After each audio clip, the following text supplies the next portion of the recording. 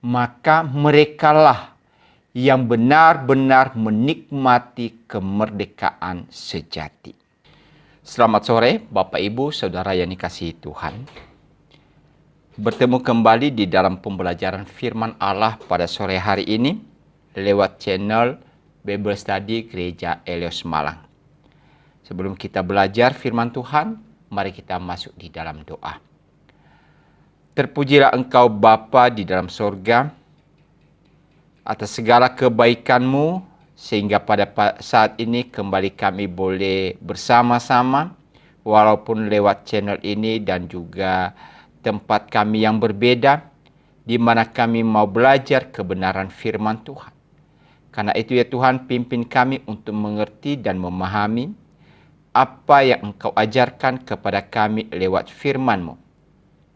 Pakai hamba-Mu ya Tuhan di dalam mengajarkan kebenaran-kebenaran yang Engkau ungkapkan kepada kami lewat firman Tuhan ini.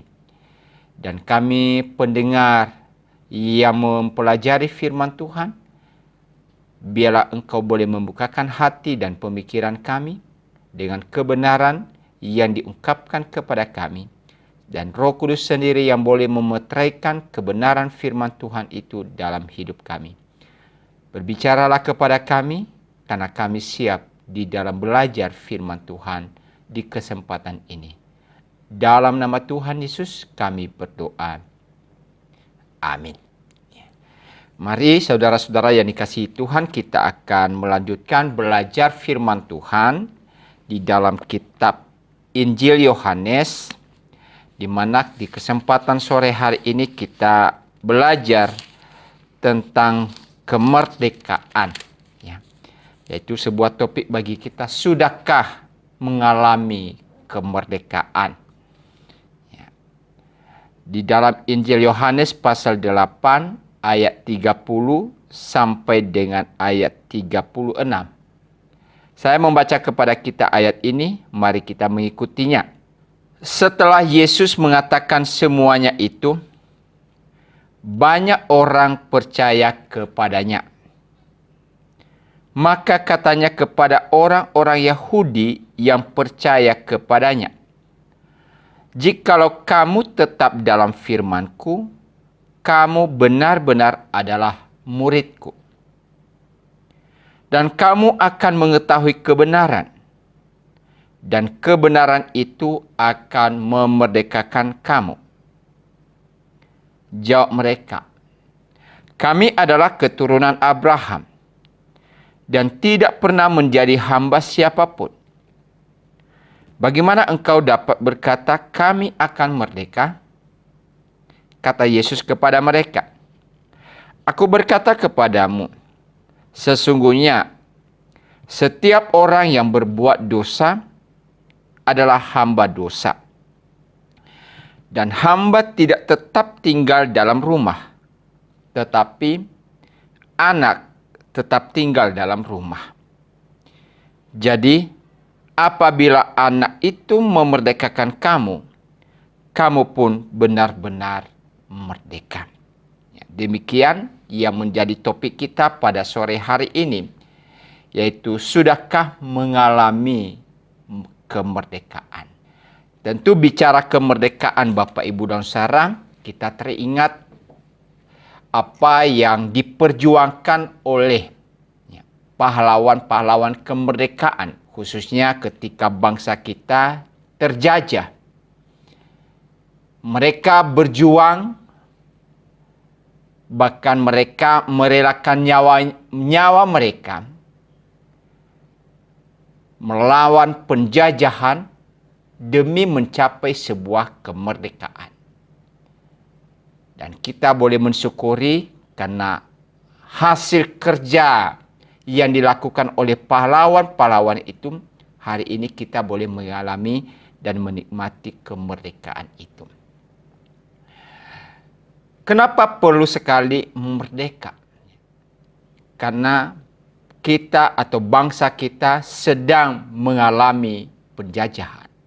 Dan penjajahan itu adalah penjajahan yang tidak memberikan satu kebahagiaan, tetapi justru memberikan penderitaan. 350 tahun bangsa kita dijajah oleh bangsa Belanda. 3,5 tahun dijajah oleh bangsa Jepang.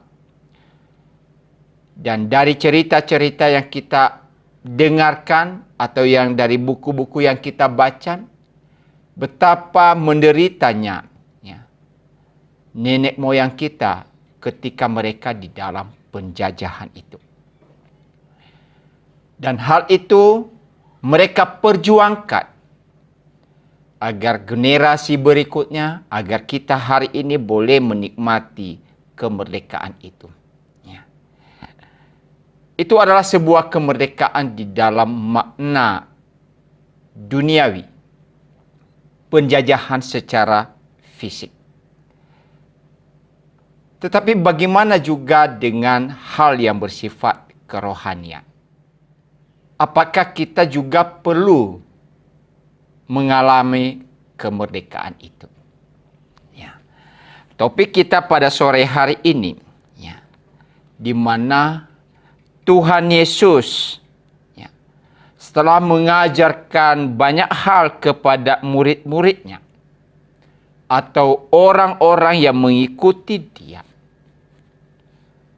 dan dari apa yang telah diajarkannya tadi di dalam ayat 30, banyak orang percaya kepadanya. Jadi apa yang Tuhan Yesus ajarkan, yang Tuhan Yesus sampaikan, baik itu tentang roti hidup, sumber hidup, terang hidup, maupun tentang keberadaannya, dari mana ia berasal, maka kemudian ia menceritakan tentang bagaimanakah sesungguhnya menjadi murid Kristus. Dan itulah yang berkaitan dengan topik kita, yaitu sebuah kemerdekaan. Tuhan Yesus mulai melanjutkan pengajaran mengenai kemerdekaan itu kepada orang-orang Yahudi yang percaya kepadanya. Di dalam ayat 30 tadi, kepada banyak orang yang percaya kepadanya, khususnya orang-orang Yahudi, mendengarkan pengajarannya. Kenapa ditujukan kepada mereka? Tentu Bapak, Ibu, dan Saudara, kita memahami tentang orang Yahudi. Mereka telah mendapatkan hukum Taurat. Dan dari hukum Taurat itulah yang menjadi bahan pengajaran-pengajaran kepada mereka. Dan berbagai macam aturan-aturan yang ketat yang harus mereka lakukan, mereka harus tunaikan, mereka harus kerjakan dalam kehidupan mereka. Aturan-aturan yang begitu ketat itu menunjukkan kepada mereka bagaimana umat Yahudi menunaikan ajaran agama yang mereka anut. Mereka diajarkan berbagai macam peraturan-peraturan. Baik peraturan yang sifatnya hubungan mereka dengan Tuhan, peraturan bagaimana mereka berelasi satu dengan yang lain, peraturan bagaimana mereka mempersembahkan korban kepada Tuhan. Dan itu harus dilakukan dengan sesuai dengan peraturan atau sesuai dengan ajaran hukum Taurat.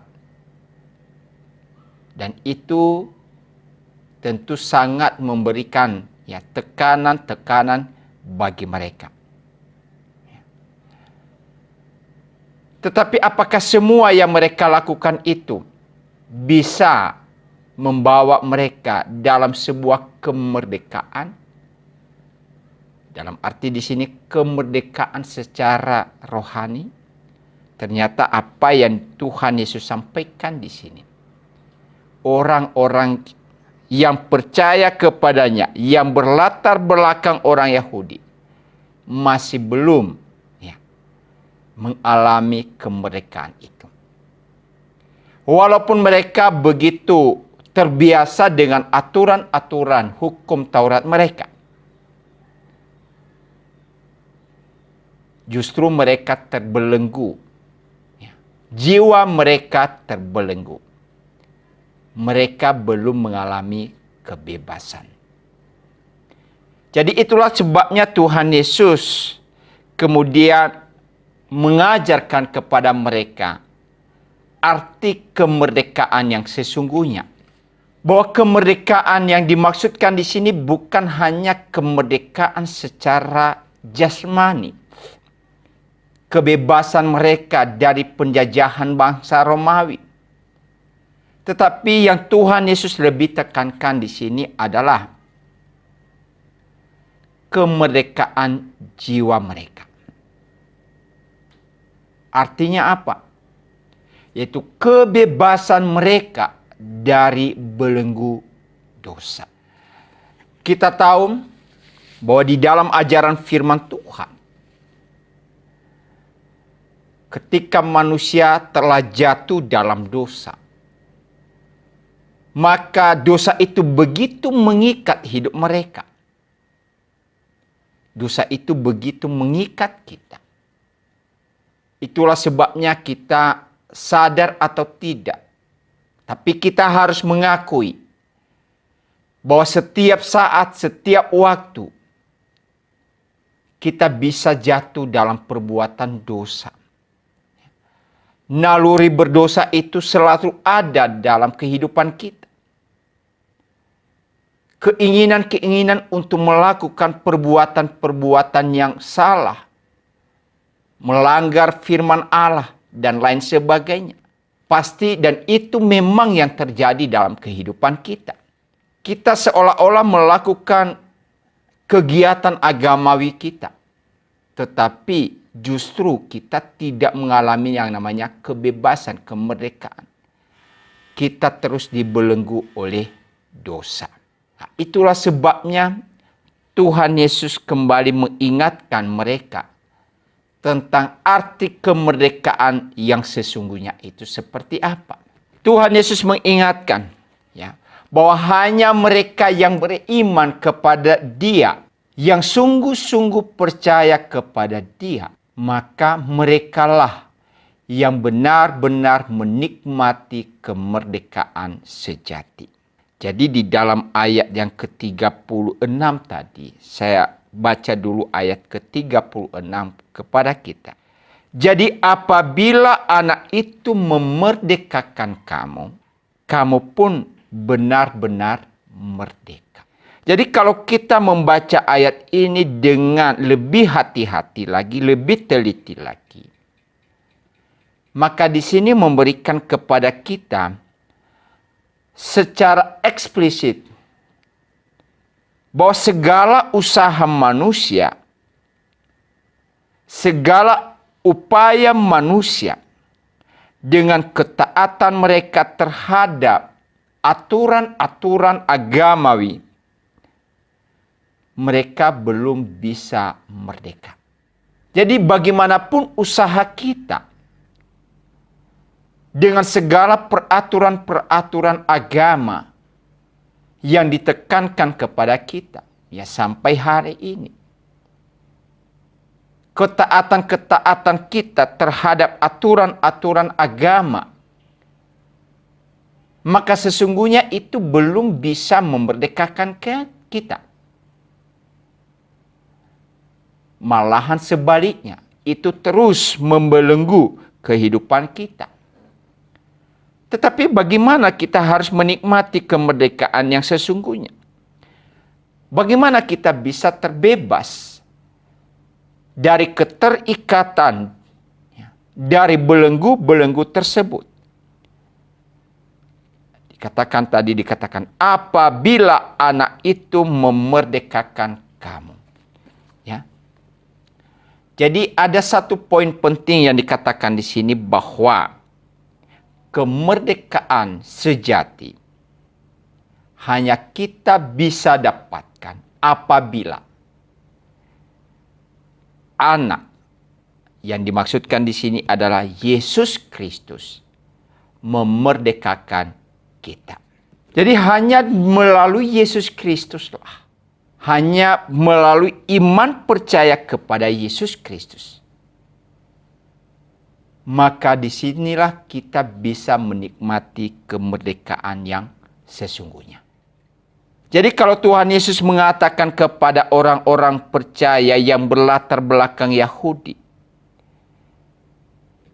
tentang kemerdekaan yang sesungguhnya, berarti Tuhan Yesus mengingatkan mereka bahwa bagaimanapun mereka melakukan dan menaati hukum-hukum Taurat yang telah diajarkan kepada mereka oleh para nabi atau pengajar-pengajar mereka sebelumnya, maka sesungguhnya mereka belum mendapatkan kemerdekaan yang sejati. Mereka masih dibelenggu oleh dosa. Jadi kalau kita memperhatikan sampai hari ini, dan itu adalah inti daripada pengajaran firman Allah, inti daripada Injil, yaitu bagaimana kita manusia yang berdosa ini terbebas daripada belenggu dosa, terbebas daripada ikatan-ikatan dosa, maka satu-satunya cara yang harus kita lakukan adalah percaya, beriman kepada Yesus Kristus. Karena hanya dialah yang dapat memerdekakan kita dari belenggu dosa itu. Tidak ada cara yang lain. Tidak dengan usaha kita, tidak dengan kemampuan kita, tidak dengan intelektual kita, tetapi hanya melalui Yesus Kristuslah yang dapat membebaskan kita dari belenggu dosa itu.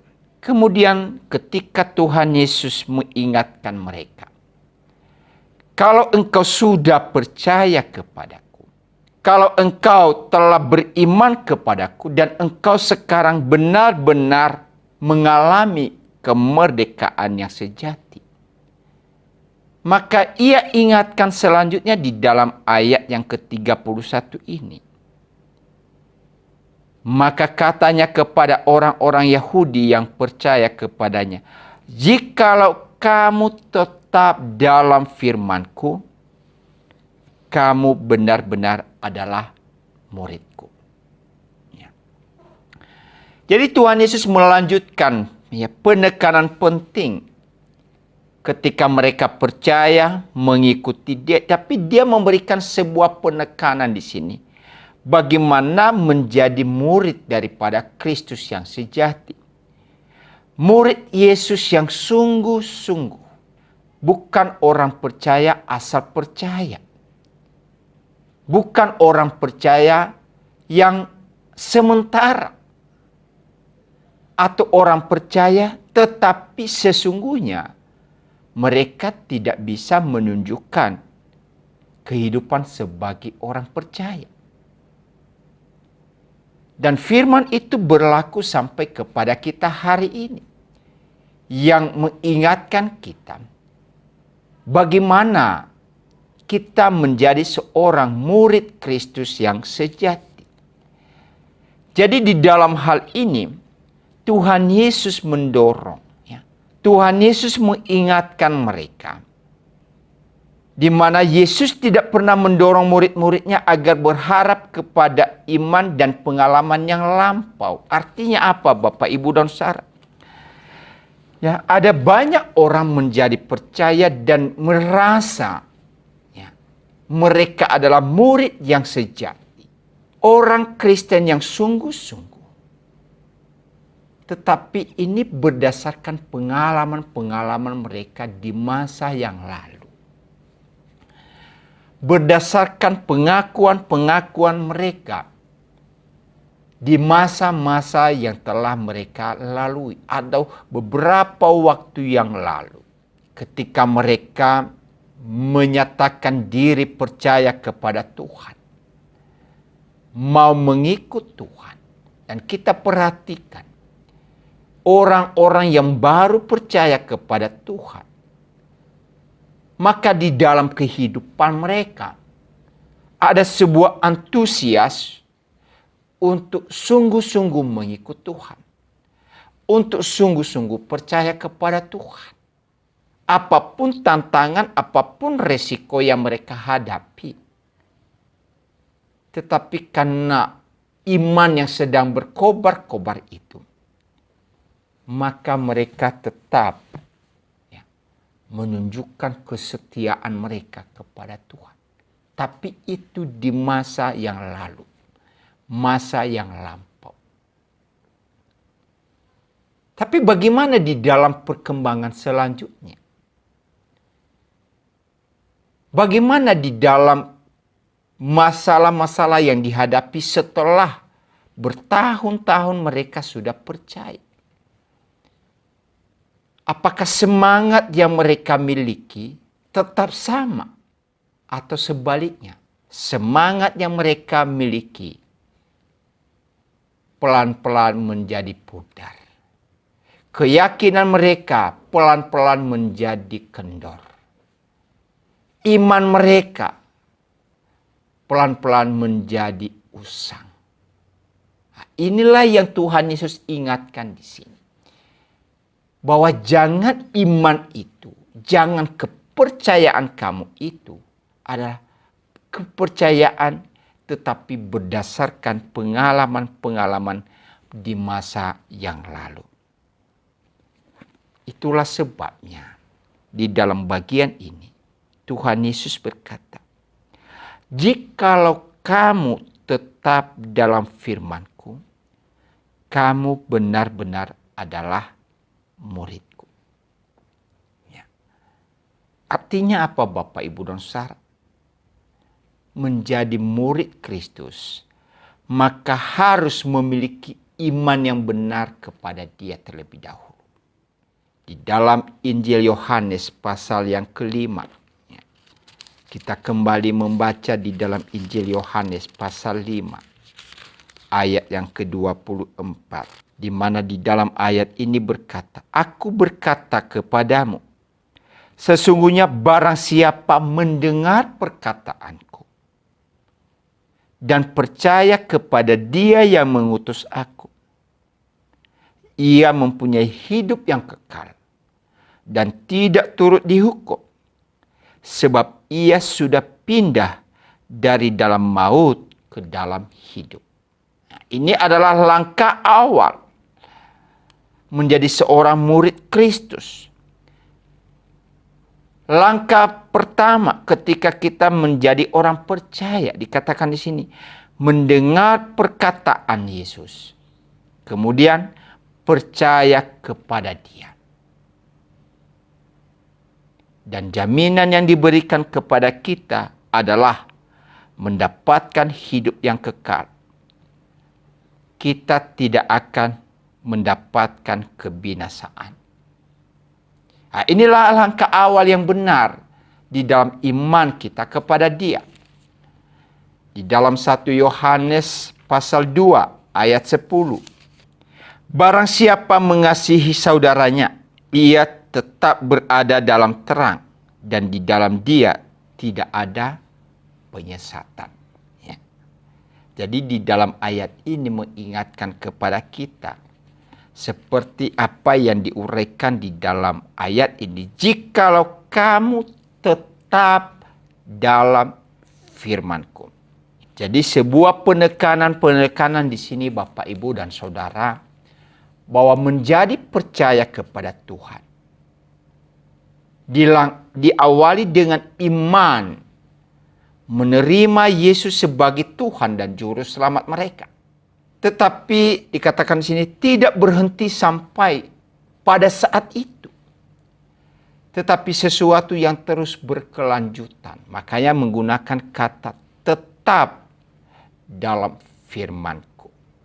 Jadi sifat murid Kristus yang sejati itu seperti apa? Pertama, kita harus tetap dalam firman-Nya. Tetap berarti kita tidak akan pernah berubah setia. Tetap berarti kita masih memiliki dan selalu ada di dalam persekutuan dengan Kristus. Itu namanya tetap, continue, terus-menerus. Dari dahulu, sekarang, bahkan untuk selama-lamanya. Itulah yang disebut sebagai murid Kristus yang sejati. Ini baru dinamakan orang Kristen yang sungguh-sungguh. Dalam segala keadaan, dalam segala situasi, ia tetap di dalam firman Allah. Ketaatan terhadap firman Allah. Yang kedua, memiliki ketaatan pada firman Allah. Kalau tadi yang pertama tetap dalam firman-Nya, artinya menikmati persekutuan di dalam Kristus. Ia tidak melarikan diri di dalam persekutuan dengan Kristus. Ia tidak hanya bersekutu dengan Kristus, ada di dalam Kristus ketika ia punya persoalan hidup. Tetapi kalau semua sudah berjalan dengan baik, kemudian ia mulai meninggalkan persekutuan dengan Kristus. Itu bukan seorang murid Kristus yang sejati. Itu murid Kristus yang palsu. Tetapi ia tetap di dalam persekutuan ini. Dan dilanjutkan dengan ketaatan pada firman Allah. Apa yang dimaksudkan di sini Bapak, Ibu, dan Saudara? Ketaatan kepada firman Allah.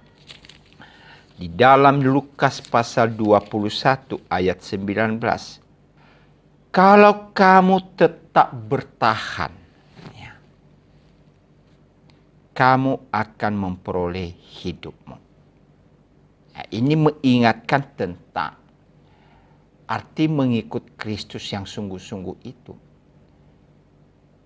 Apapun tantangan yang dihadapi, bahkan ancaman nyawa pun, ia tidak akan pernah takut dan meninggalkan Tuhan.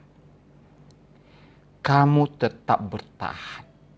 Ia tetap memiliki komitmen di dalam mengikut Kristus. Itulah yang disebut dengan seorang murid Kristus yang sejati. Ia memiliki ketaatan yang sungguh-sungguh terhadap firman Allah. Jikalau kamu tetap dalam firman-Ku, kamu benar-benar adalah murid-Ku. Tetap Bapak, Ibu, dan Saudara. Jadi kalau kita coba teliti kehidupan kita sampai hari ini, menjadi sebuah perenungan kita, pertanyaan bagi kita. Apakah kita sampai hari ini bisa memberikan sebuah pengakuan, aku masih dan tetap memiliki ketaatan kepada firman Allah, apapun tantangan yang dihadapi, atau sebaliknya, ketaatan kita hanya ketika segala sesuatu baik-baik saja dan berjalan dengan baik. Ini bukan ujian yang sesungguhnya. Justru di dalam ujian penderitaan, ujian adanya pencobaan hidup, masalah hidup, disinilah kita diuji seperti apa karakter kita yang sebenarnya. Ketika ada persoalan hidup, masalah hidup, pencobaan, penderitaan, inilah ujian kehidupan kita. Apakah kita benar-benar bisa menunjukkan sebagai seorang murid yang tetap taat dan tetap mengikut Kristus. Murid Kristus yang sejati. Poin ketiga, ia setia dalam mengikut Yesus. Dalam Lukas 6 ayat 46. Lukas 6 ayat 46. Mengapa kamu berseru kepadaku, Tuhan, Tuhan, padahal kamu tidak melakukan apa yang aku katakan? Jadi ini sebuah pertanyaan ke Tuhan Yesus kepada mereka. Ia mudah sekali berkata, aku percaya, aku adalah murid daripada Kristus. Tetapi bagaimana di dalam kehidupan mereka? Apakah mereka tetap melakukan apa yang difirmankan oleh Allah atau tidak? Tuhan Yesus mengatakan di sini, kalau engkau mengaku sebagai muridku, maka engkau tetap ada di dalam firman-Ku, kesetiaan dalam mengikut aku. Di dalam 2 Yohanes pasal 1 ayat 9, setiap orang yang tidak tinggal di dalam ajaran Kristus, tetapi yang melangkah keluar dari situ, tidak memiliki Allah. Barang siapa tinggal di dalam ajaran itu, ia memiliki bapa maupun anak. Jadi di sini diberikan kepada kita pembeda antara orang yang ada di dalam Kristus dan orang yang di luar Kristus. Siapa murid Kristus yang sebenarnya, tetapi siapa murid Kristus yang palsu. Murid Kristus yang sebenarnya dikatakan di sini tinggal di dalam ajaran itu, ya. Ajaran kebenaran firman Allah. Tetapi bagaimana mereka yang bukan murid Kristus yang sungguh-sungguh? Ayat 9 tadi, setiap orang yang tidak tinggal di dalam ajaran Kristus, berarti mereka keluar atau lari daripada ajaran Kristus. Jadi Bapak, Ibu, dan Saudara, mudah sekali di dalam ayat ini mengingatkan kepada kita untuk meneliti diri kita, mengoreksi diri kita, mengevaluasi diri kita. Apakah kita itu tergolong murid yang sungguh-sungguh atau tidak? Karena begitu mudah kita berkata, aku percaya kepada Yesus. Tetapi bagaimana di dalam keseharian kita? Bagaimana di dalam kehidupan kita hari lepas hari? Nah, inilah yang menunjukkan apakah kita ini benar-benar murid sejati atau tidak. Selanjutnya, ketika Tuhan Yesus mengingatkan orang-orang yang percaya kepada Dia menjadi orang yang merdeka, yang sungguh-sungguh merdeka, maka mereka harus tetap di dalam firman-Nya untuk menunjukkan bahwa mereka adalah murid sejati. Lalu apa yang merupakan hak istimewa yang mereka dapatkan? Hak istimewa yang dimiliki oleh murid Kristus yang sejati ditunjukkan dengan cara apa? Ayat 32 tadi, kamu akan mengetahui kebenaran. Yang pertama di sini, mengetahui kebenaran. Dilanjutkan, kebenaran itu akan memerdekakan kamu. Kebenaran itu akan memerdekakan kamu. Jadi ada dua hak istimewa yang dimiliki oleh murid Kristus yang sejati. Pertama, mengetahui kebenaran. Dan kebenaran itulah yang memerdekakan mereka. Memerdekakan dari apa, Bapak, Ibu, dan Saudara? Memerdekakan dari perbudakan roh jahat.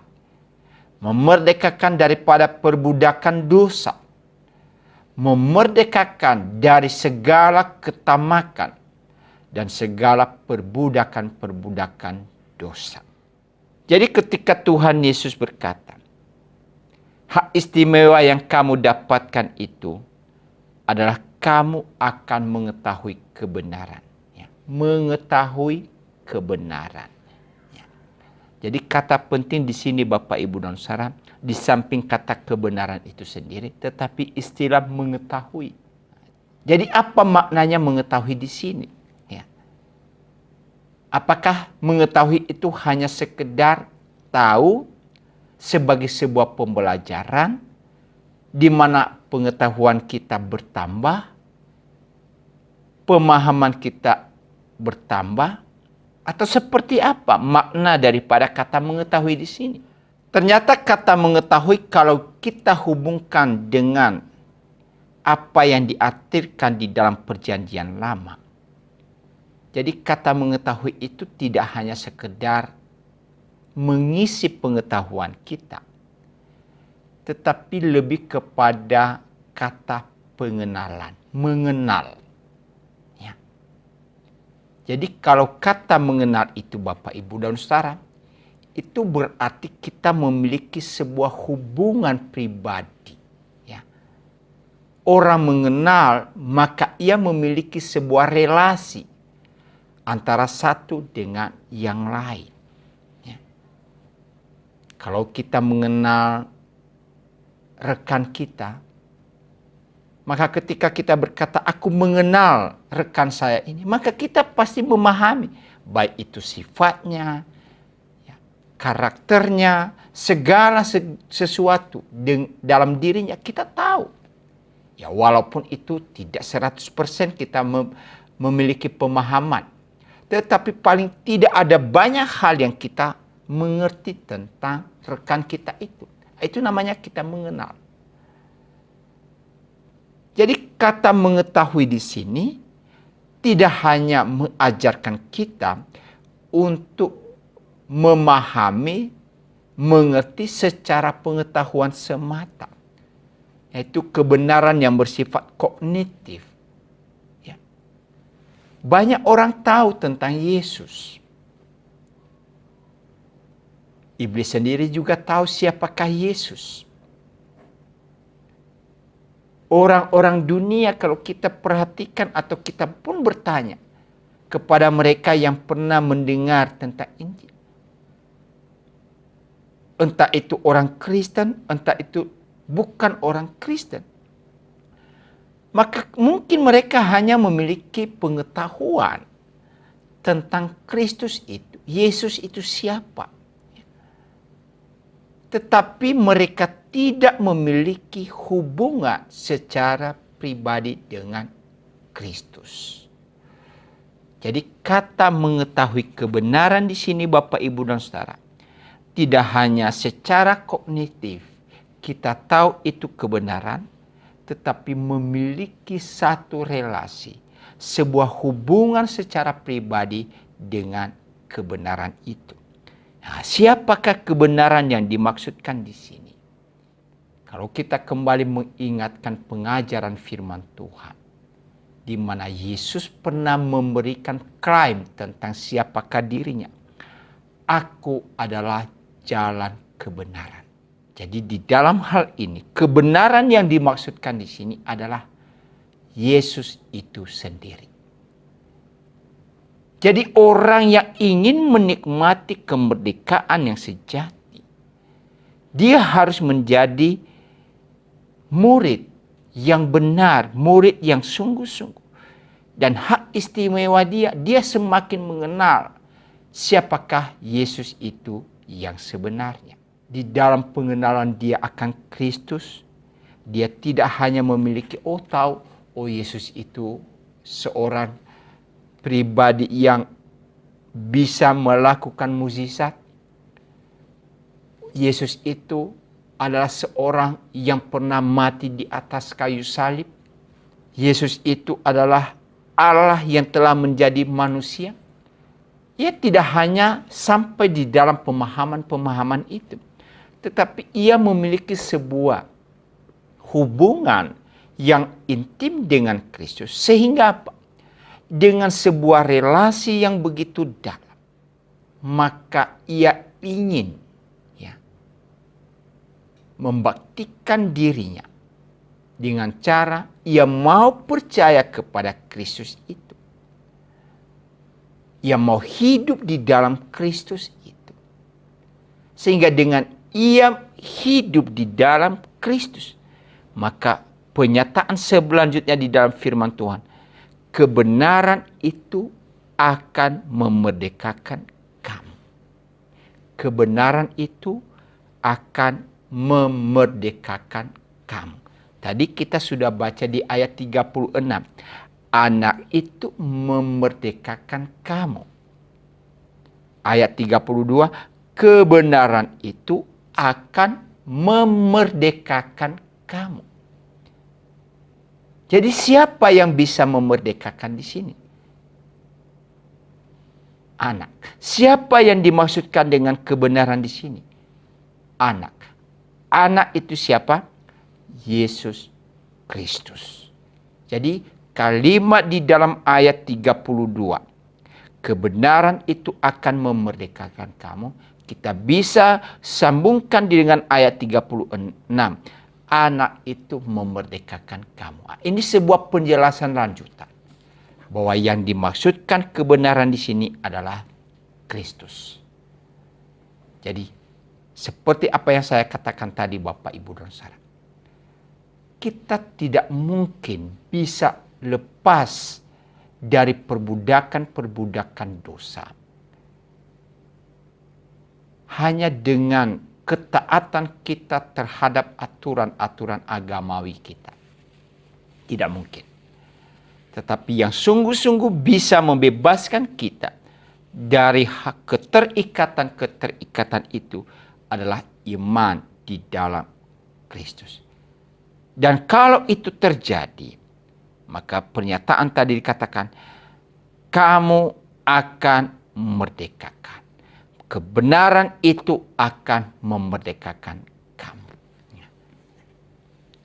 Jadi Tuhan Yesus mengingatkan kepada orang-orang percaya kepada Dia pada saat itu, yaitu orang-orang Yahudi, berlatar belakang Yahudi, bahwa mereka percaya maka mereka merdeka dari legalisme. Apa itu legalisme?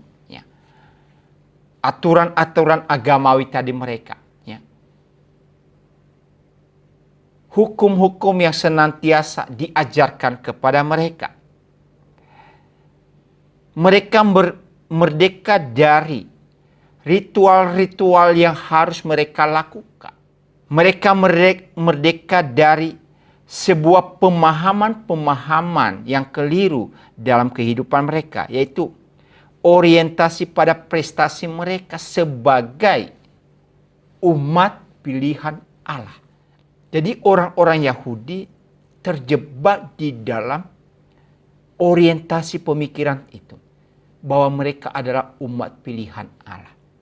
Dan karena mereka umat pilihan Allah, maka mereka merasa bahwa mereka adalah orang yang telah merdeka. Tapi itulah Tuhan Yesus ingatkan, bahwa pengakuan-pengakuan itu sesungguhnya justru menjadi budak bagi mereka. Bukan membebaskan mereka, tetapi justru mengikat diri mereka dari perbudakan-perbudakan dosa. Orang percaya merdeka dari situasi atau aturan-aturan keagamaan yang diajarkan oleh manusia. Tetapi sebaliknya, orang percaya yang merdeka, maka dia akan mengikatkan diri dengan pengajaran-pengajaran Injil yang sesungguhnya. Nah, itulah orang percaya. Dia mengikatkan diri kepada Injil. Apakah Injil itu berita tentang Kristus? Injil itu tentang Yesus. Maka ia akan mengikatkan diri. Tadi sudah saya katakan, dia mau menyatukan diri dengan Kristus. Dan tidak berhenti sampai di situ. Sampai di dalam ketaatan terhadap Kristus.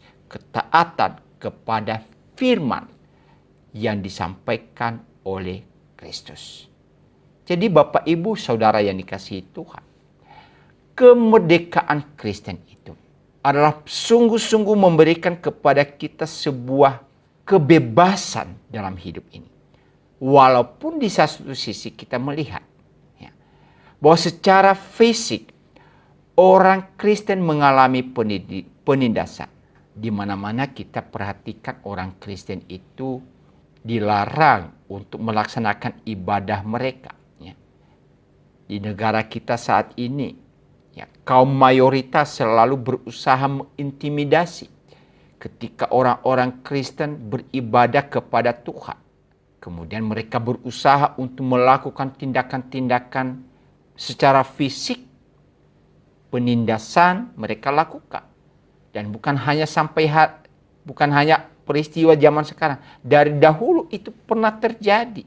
Tetapi satu hal yang kita perhatikan di sini, walaupun secara fisik kita mengalami penindasan itu, tetapi bagaimana dengan batin kita? Bagaimana dengan jiwa kita? Ternyata jiwa kita tidak akan mengalami penindasan itu. Orang-orang banyak sekarang ini menutup gereja. Apakah itu menghalangi kita untuk beribadah kepada Tuhan?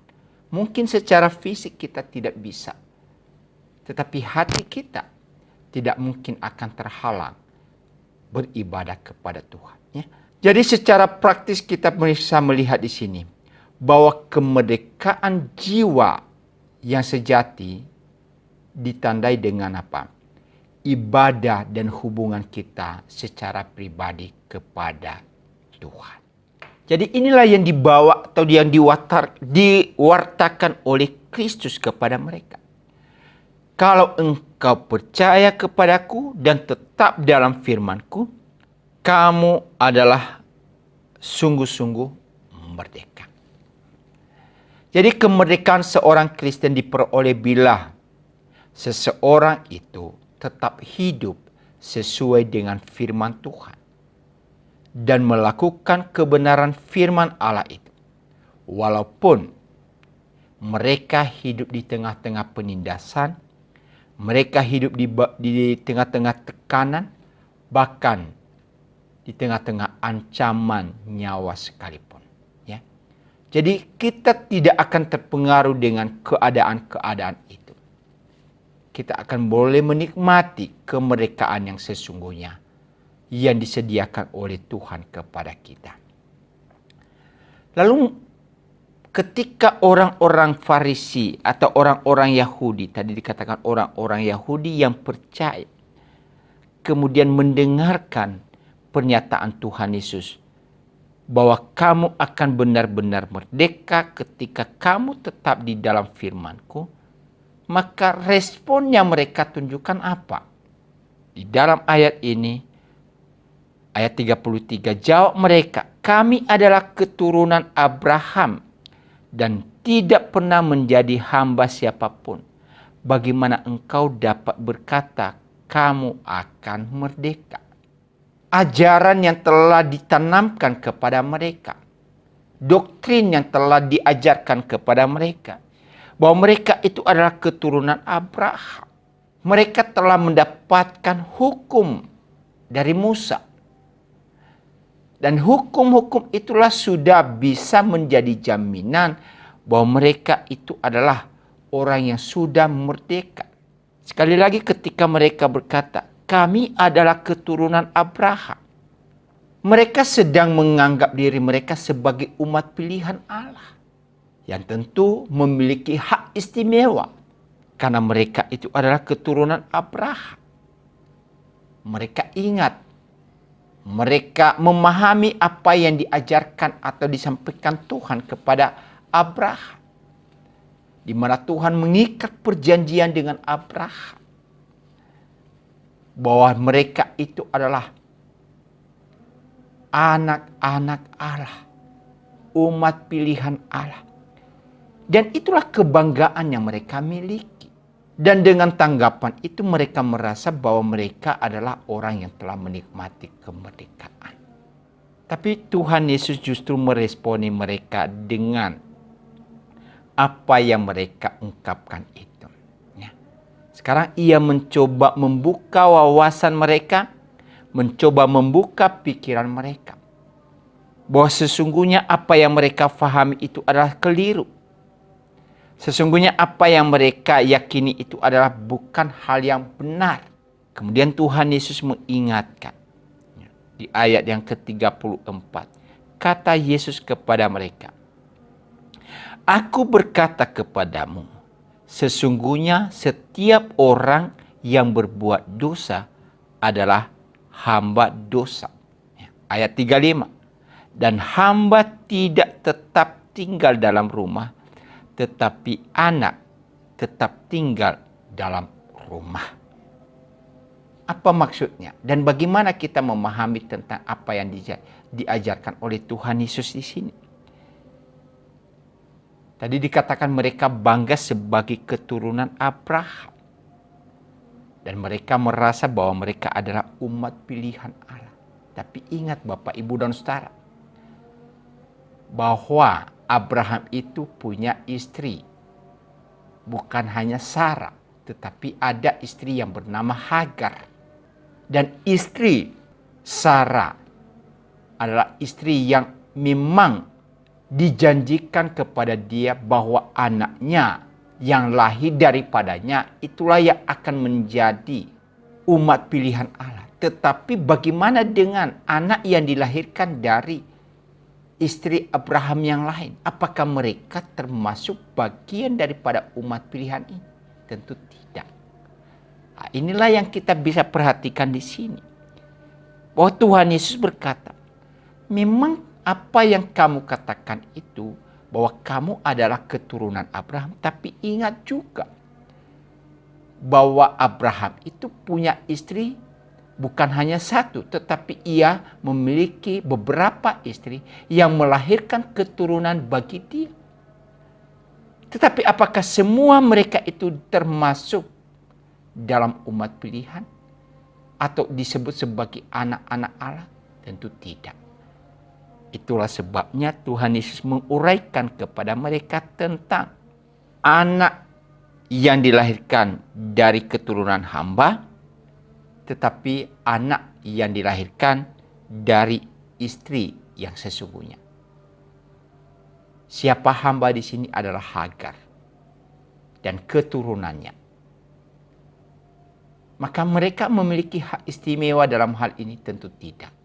Tapi bagaimana dengan Sarah dan keturunan? Nah, inilah yang memiliki hak istimewa itu. Tapi Tuhan Yesus dalam hal ini, Bapak, Ibu, dan Saudara, membuka wawasan mereka sebenarnya.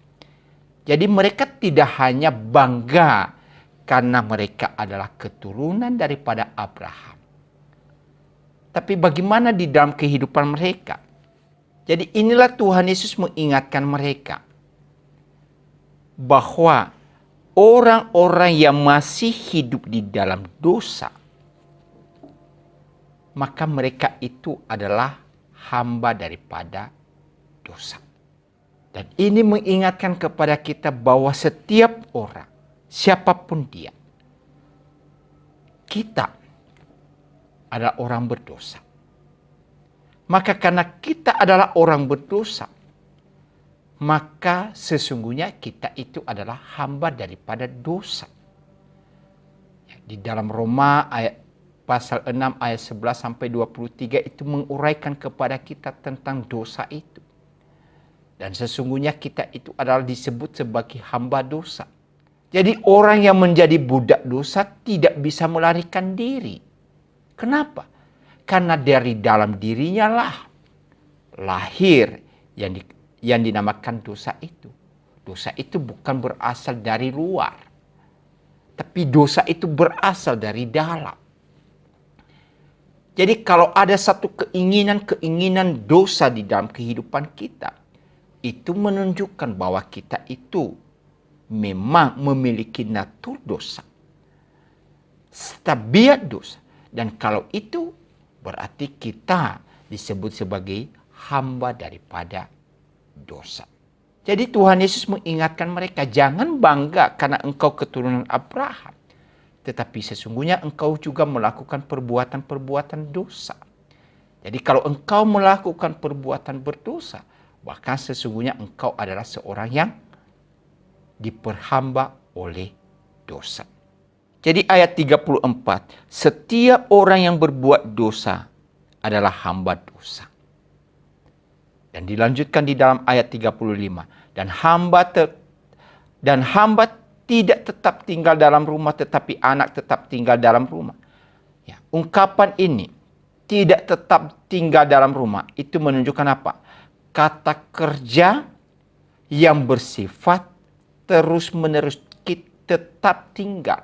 Jadi dia tidak akan pernah berpindah. Jadi ketika orang itu ada di dalam tabiat dosa, maka ia akan terus melahirkan dosa dalam hidupnya. Ketika manusia yang berasal dari keturunan Adam dan Hawa, di mana sifat berdosa itu telah tertanam dalam hidupnya, maka ungkapan wujud yang dilahirkan adalah perbuatan-perbuatan berdosa.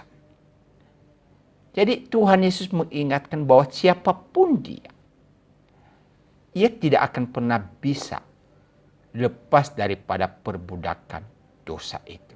Dan dia mengingatkan di sini bahwa orang-orang yang tidak diselamatkan adalah budak daripada dosa, budak daripada kenajisan, budak daripada iblis.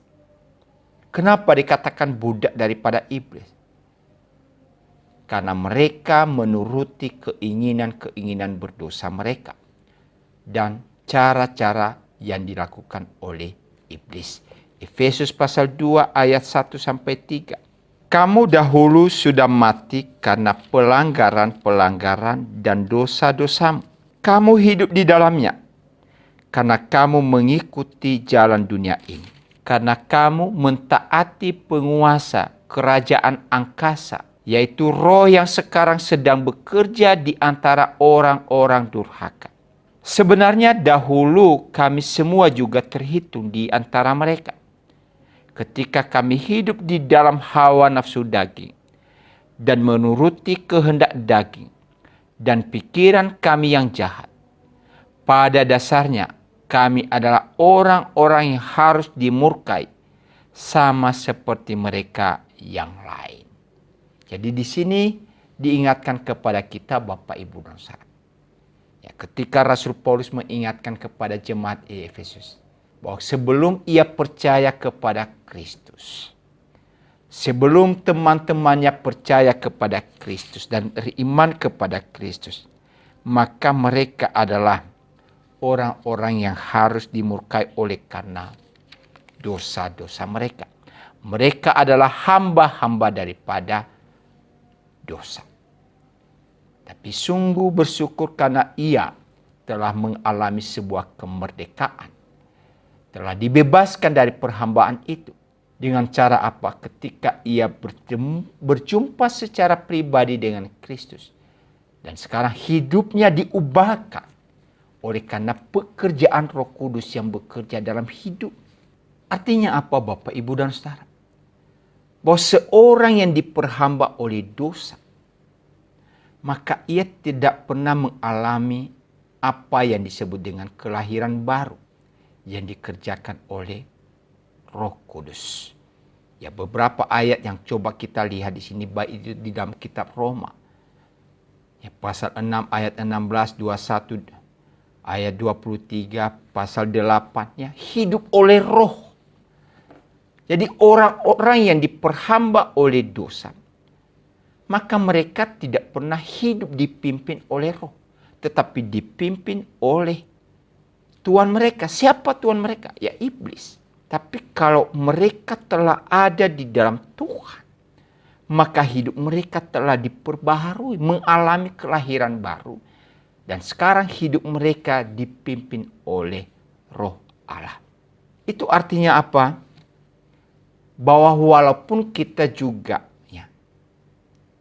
sebagai orang percaya, maka kita harus mengakui bahwa kadang, bahkan sering sekali, kita juga terintimidasi untuk melakukan perbuatan-perbuatan berdosa. Itulah sebabnya bahwa orang percaya ini tidak boleh bebas dari pergumulan itu. Ia terus berjuang di sepanjang hidupnya untuk melawan godaan, cobaan daripada keinginan-keinginan yang melahirkan dosa dalam hidupnya. Jadi kita tidak pernah berhenti untuk berjuang melawan perbuatan-perbuatan dosa. Sampai kapan Bapak, Ibu, dan Saudara? Nah, ini sampai kepada kematian kita. Ya. Jadi langkah pertama supaya kita bisa bebas dari pergumulan ini. Ya. Jadi tadi sudah dikatakan bahwa ketika kita percaya kepada Kristus, maka itulah langkah awal kita mengalami kemerdekaan. Ya. Yesus itulah satu-satunya yang dapat membebaskan kita dari perbudakan dosa. Orang yang sungguh-sungguh percaya dibebaskan dari kuasa dosa dan segala pencemaran-pencemaran karena dosa. Tetapi kita bersyukur sekali lagi, di dalam situasi-situasi itu, memang dalam perjalanan kehidupan kita di tengah-tengah dunia ini, cobaan, godaan itu yang mengintimidasi kehidupan kita untuk kita bisa jatuh dalam perbuatan dosa. Tetapi kita bersyukur karena Roh Kudus itu diberikan kepada kita, yang memberikan kita kekuatan untuk bisa menghadapi segala pencobaan-pencobaan yang membawa kita hidup dalam perbuatan dosa.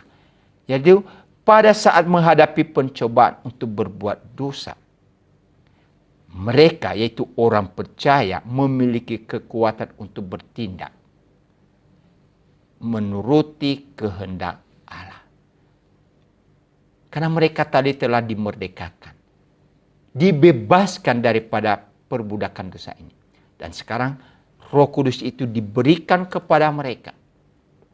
Orang percaya mendapatkan dan menerima Roh Kudus yang senantiasa menuntun hidup kita hari lepas hari, sehingga kita tidak mudah untuk jatuh dalam perbuatan dosa.